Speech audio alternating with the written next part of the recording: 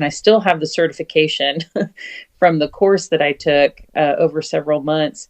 And this woman who had been a mediator for a very long time, I think she might have also had a law degree. It was the behind the scenes, we're going to screw people. She just let us know that. That's what they do. She even invited lawyers to come in and let us know what it would be like. That they would basically delay divorces until they, took all the money from the couple, and then the mediator would step in, and their job was to just kind of finish everything once they were completely destroyed. It was just insane. Like And so that was the model they used. she also let us know that in Williamson County that, she had already established relationships with judges. She told what judges. She mentioned, of course, this was many years ago. Oh, and I still have the certificate because I saw it the other day, and I never did submit it to become a mediator because I hated what she taught us. But she even said that, they would create relationships with judges, and she was a manipulator. She knew what judges wanted, what their personalities were like. She would expose her cleavage, or she even admitted a young staff person that was there that she would tell her staff person to dress seductively when they would go to the meeting so they could get their way with judges. It was really Organization. unethical. What organization or certification is this? I will look at that certification because I saw it the other day, and I think I might even still have the notebook. And it's possible that I may have written lawyers' names in there. So I will find that. And I don't know if that's what this group wants to do. And I'm not, that's not another thing I'm trying to start. I'll go after But it. I'll go. You look at and here's. Okay. When you said Williamson County, my ears perked up. Leslie Levy was the assistant district attorney there, and she gave a seminar to family law attorneys about how to basically use protective orders to gain an advantage in divorce. Protective orders have criminal consequences, but this was a tool that family law attorneys could use. I've got the whole thing. In fact, I think that their court went after YouTube to try to get me to pull it down, which I did, but then I put on a different forum, and it's all over the place right now.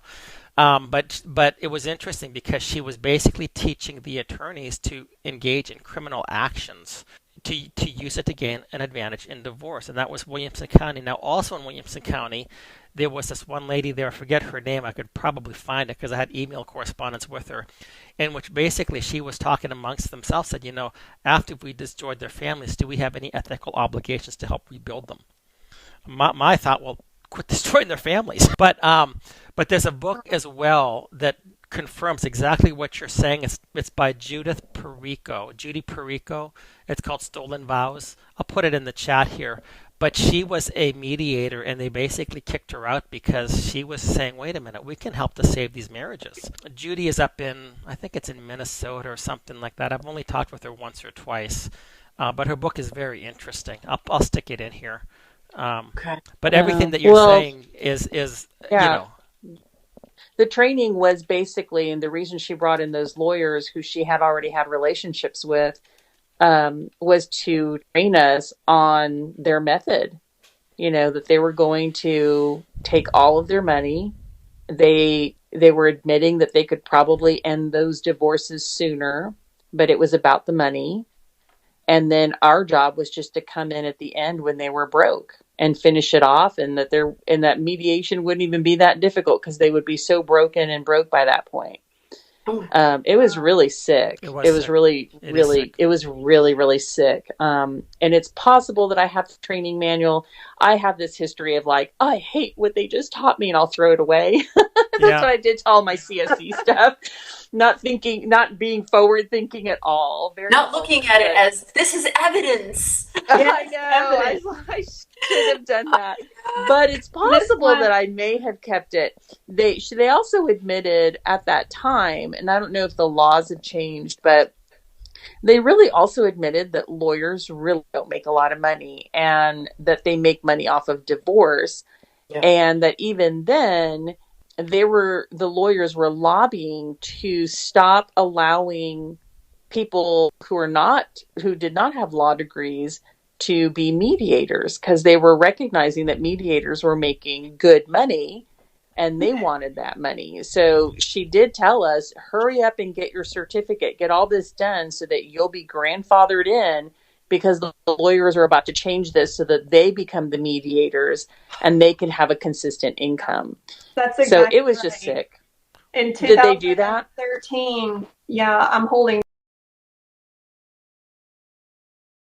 the Duncan Center for Conflict Resolution. He took a 40-hour mediation training, and it was because was being housed in a very unusual, a very strong Christian woman here that was a divorce attorney, could see the benefit of our course. And so she gave us a back room in her office to work with couples. And she told, you need to get your mediation certificate, right away. And it was a really good training. I still have his notebook here, but you're right. The amount of money that, somebody with the certificate, I could see where that would be in direct competition with the attorneys. Yeah, they figured, why have all these lay people doing it when we can change the law and say that only lawyers can mediate and we can have a consistent income along with everything else they do. Yep. So it was really sick. What you're saying is that the lawyers are having a lot of influence with the legislature as well, and that's exactly what the Texas Family Law Foundation is trying to do. They've set themselves up as a policy advising group, and I've even heard Joel Rogers of the Attorney General's office say, we'll talk with the Texas Family Law Foundation about this. But they are a lobbying group for divorce attorneys. So they're writing laws that are going to profit their clientele, which are the divorce attorneys, and they get passed. I mean, it's absolutely insane and insidiously evil what they're doing to destroy families for the sake of profit. And the other thing that, when you're talking about this stuff, I was watching a case last week. Jake Gilbreth is an attorney down there in Austin. He charges $650 an hour as a family law attorney. What value was he offering at $600 an hour?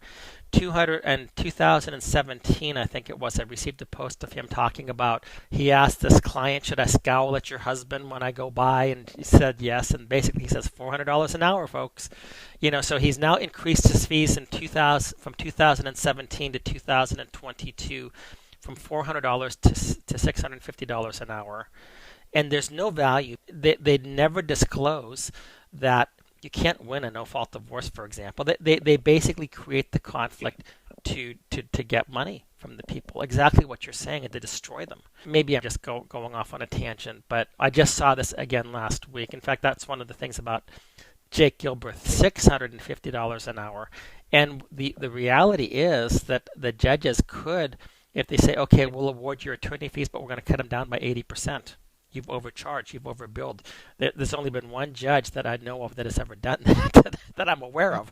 There's probably other ones, but and what they do to get their clients, and they say, well, we'll make your husband pay the attorney fees. We'll request him to pay, or your wife. So if that's the case, you have the incentive to hire the most expensive attorney because you think, well, my ex-spouse is going to pay for these fees. I'm going to really screw him over because I'm going to win, and then he's going to have to pay all these bills. And if it is true that the higher paid attorneys are actually better, it's probably the game might be fixed in that direction. So I mean, it's insidiously evil, completely. Well, and I've seen examples where the one that's being divorced, like the reluctant one, and like the one that doesn't want the divorce. Mm-hmm. I know situations where we were able to get them good attorneys so that they were protected. Right. And because that was the biggest scary, this big scary thing that was going to happen to them, and that they needed good representation to deal with that.